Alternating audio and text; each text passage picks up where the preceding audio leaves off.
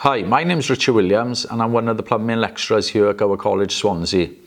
At Gower College, Swansea, we offer a range of different plumbing courses depending on how experienced that individual is. Our school leavers programme is the student will leave comprehensive school, enrol on a level 1 plumbing course with us, and then we will guide them through an introductory course into plumbing and heating to give them a general knowledge of the industry. Ideally, the student will then progress onto either a level 2 course or gain an apprenticeship. An apprenticeship is with an employer.